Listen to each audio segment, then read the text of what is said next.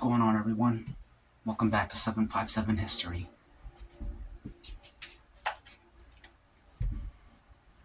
Today, we're eating eggs, rice, and spinach. I'm gonna put garlic powders up there, parsley's, some Italian seasonings, lemon juice, fish sauce. That's it.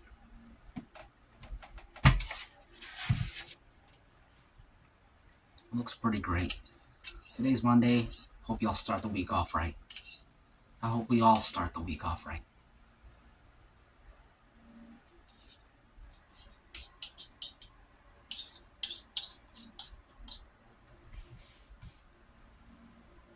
Yum.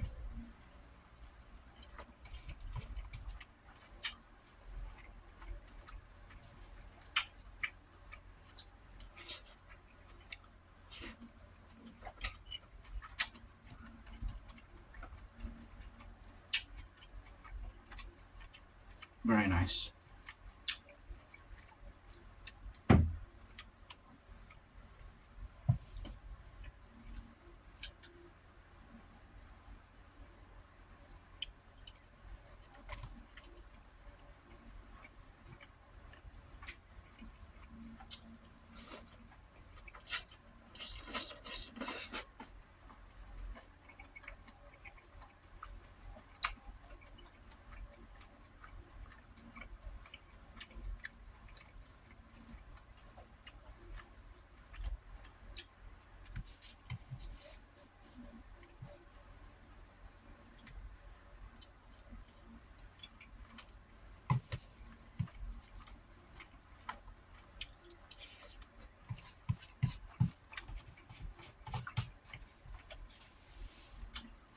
That takes care of the spinach.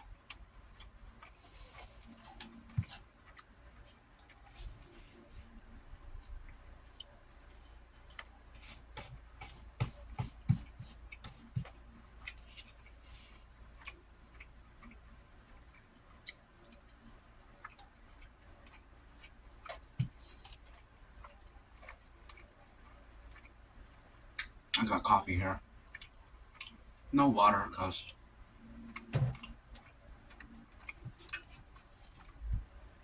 I only have so many hands to carry things. And today I didn't feel like juggling 2 cups and a plate.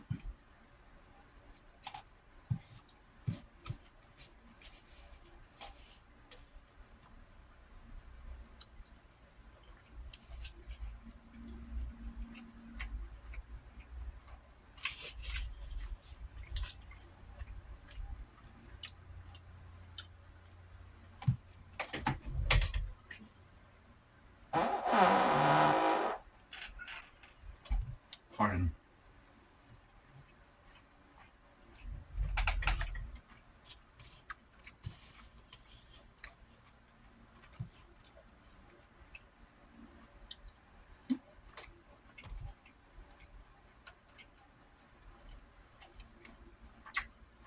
I just shaved. Back to normal.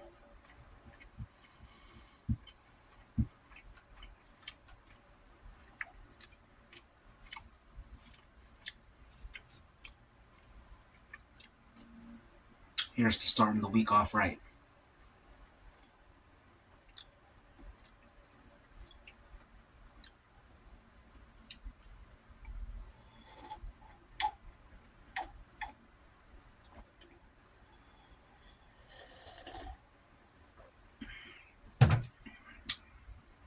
I YouTube searched the latest updates on the latest attempted assassination on Trump.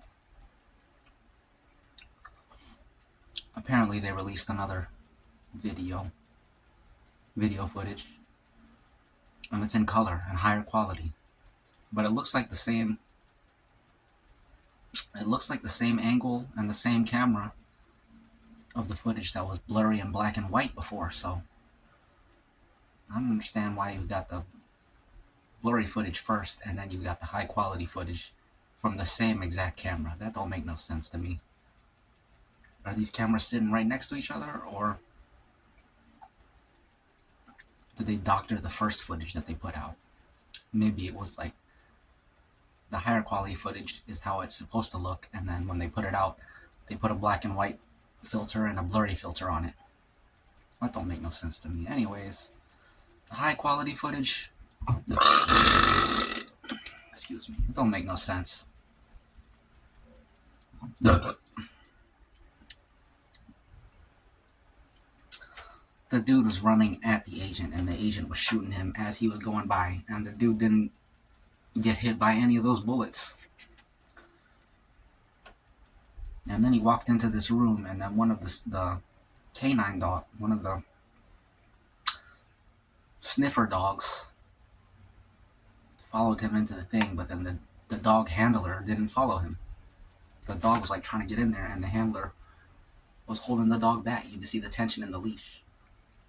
And then as soon as the dog handler turned around, the dude comes running out. That don't make no sense. So, definitely a lot of reasons to believe that it's fake, but I think it's more likely that them agents are just totally incompetent.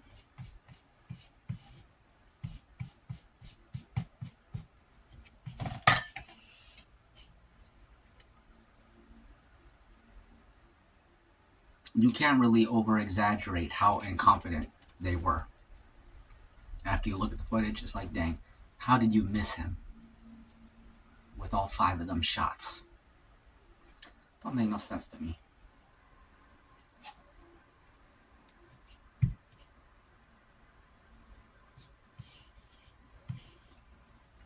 And they say he tripped. That's how they were able to apprehend him. He tripped on something. And then I guess they all just dogpiled on him. But that's still weird to me. He's surrounded by armed guards, and none of them shot him, despite seeing him sprinting with a firearm. Makes no sense. And they know the president is right there in the other room or whatever. How do you not kill that man? Doesn't make any sense to me.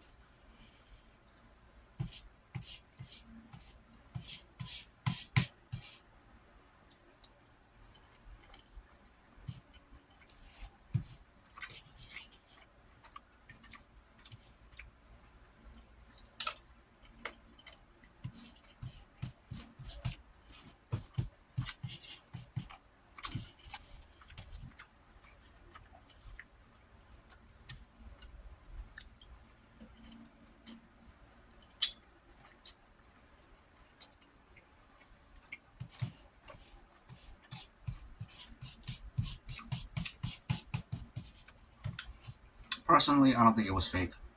I think they're just... I think the Secret Service just sucks. They can't guard. They can't shoot. That's what I think. But I think the people say, I feel like all the heat that the administration and the Secret Service is getting when people are saying it's fake, and everybody, they're getting this huge, what do you call it, backlash? This huge wave of naysayers saying that it's fake. I support that. I think they deserve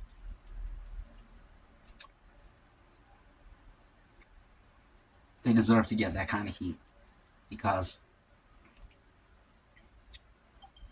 there's no excuse. I feel like you would have to ask them what's more insulting, that they're incompetent or that the whole thing is staged. I feel like the whole thing is staged is more insulting, and I support that. I think they deserve that kind of backlash. But personally, I don't think it was fake. I think they just suck.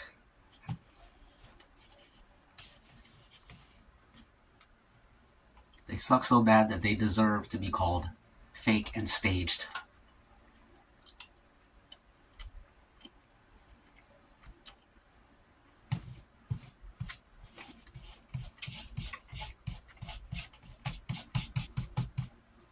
I've seen this one video covering it.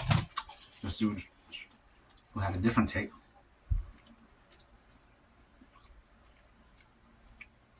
which I thought was ridiculous, but it was still interesting. He thinks, or maybe he's just trying to be different,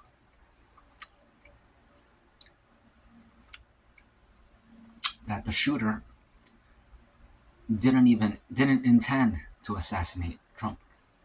It was more just like an extreme form of protest. He ran up in there to make a point, fully expecting to get apprehended. I don't agree with that take because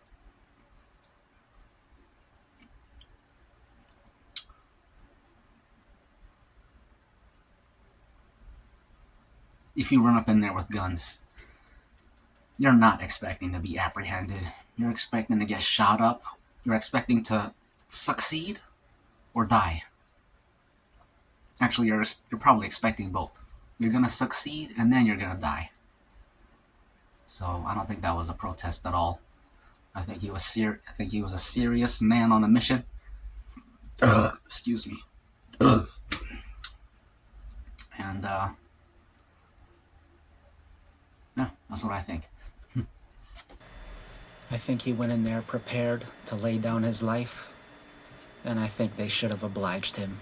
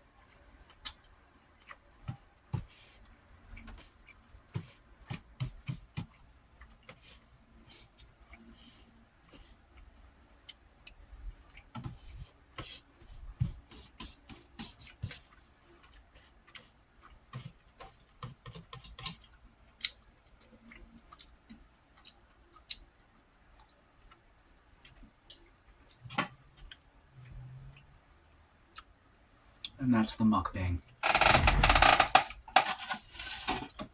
At least the eating portion.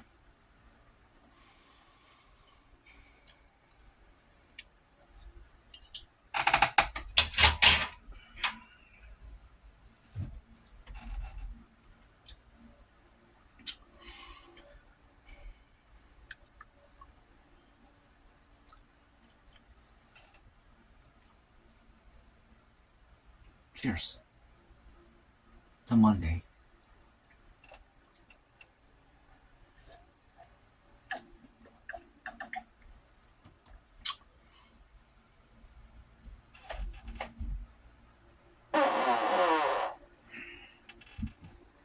Excuse me.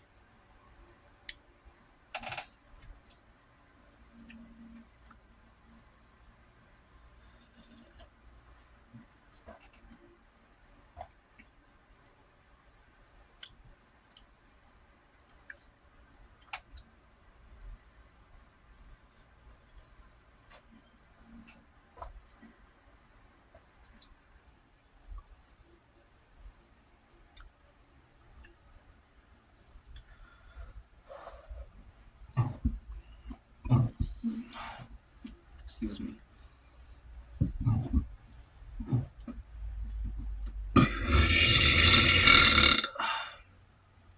Excuse me.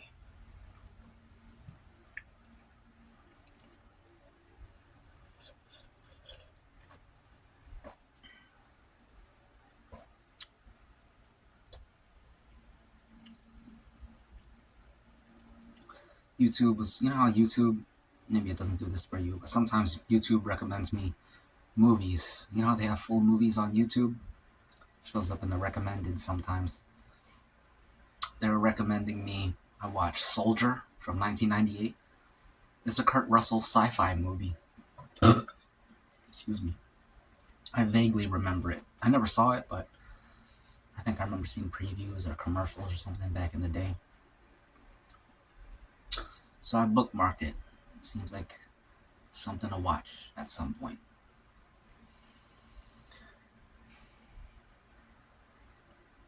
Kurt Russell made some great movies back in the day. Tombstone, that was a Western. Escape from LA, Escape from New York.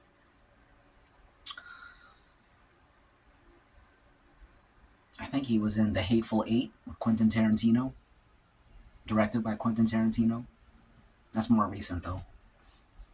His heyday was more back in the day. Kurt Russell, that is.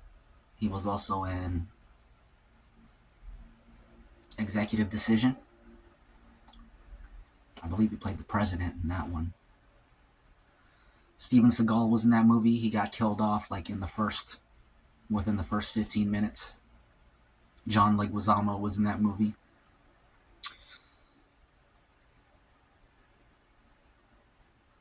Y'all know John Leguizamo? He was also in The Pest. That's another 90s movie. He's been in a few things.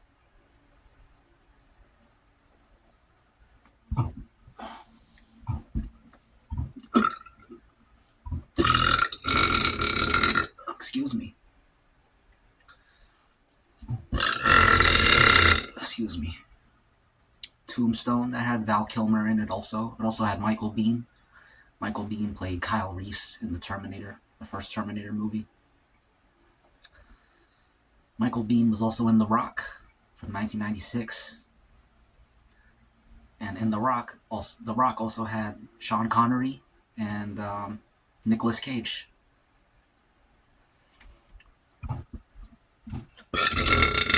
The Rock had a pretty star-studded cast. It also had the dude who played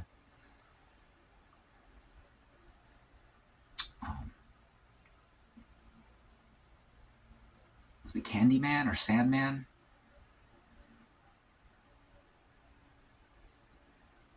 I don't know. Had a couple of like iconic black actors. I think it's Candyman, the one. It was like a horror film. I don't think I even ever saw that film, but I've seen clips.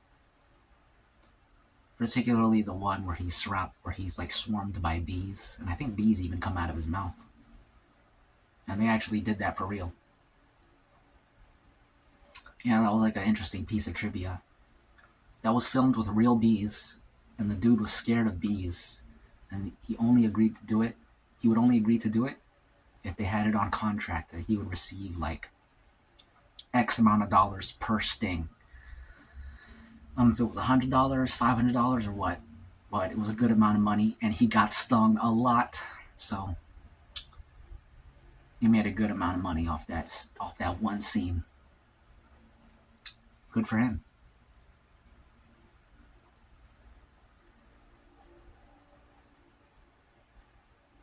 Is it Candyman or Sandman? I'm not sure. I feel like it's Candyman, but Candyman doesn't sound right.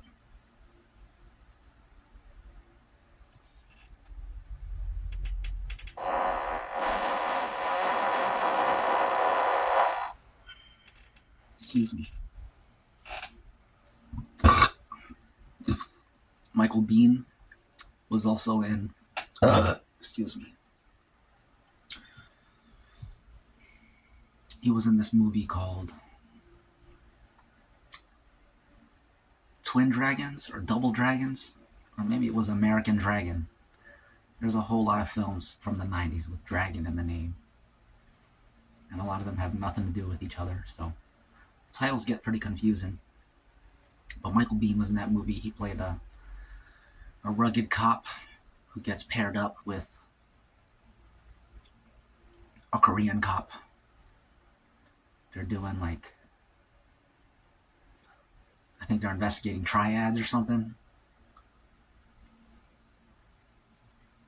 Someone was murdered in Korea, and then the organization responsible was operating in the United States too, so they sent this Korean dude over to the U.S.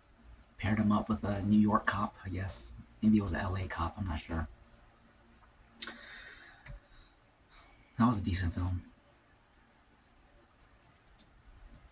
There was a recurring line that was pretty funny. There's like multiple occasions where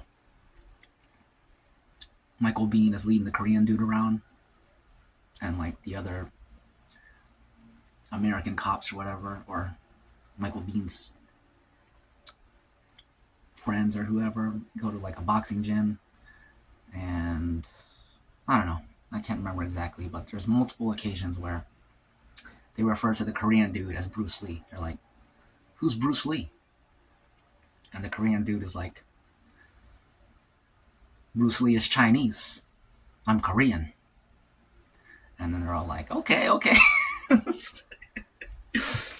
They give him respect because like he spoke up for himself. So those were cool. Those were some cool moments because like they didn't need to like, it wasn't too on the nose with the dialogue. Just a couple of quick lines, and then you can tell by the way they react. They're like, okay, this dude's cool, you know? And they don't have to like drive it home, be too on the nose with it. Just a real quick thing, and the point gets across pretty effectively.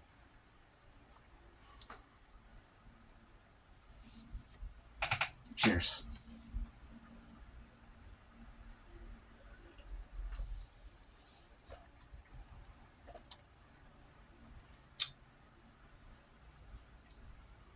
What else?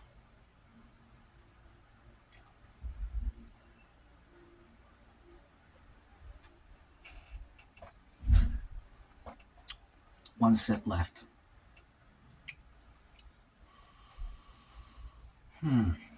What's this sip for?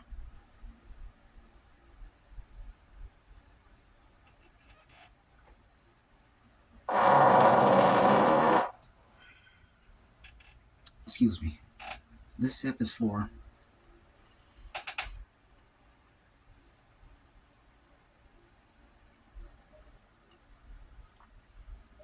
acting, directing, and films. Cheers.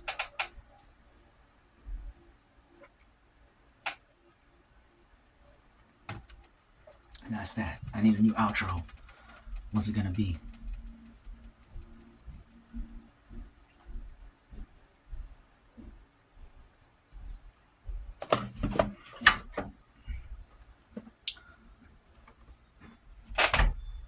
Here's a mirror so that you can reflect until we meet again. Reptile.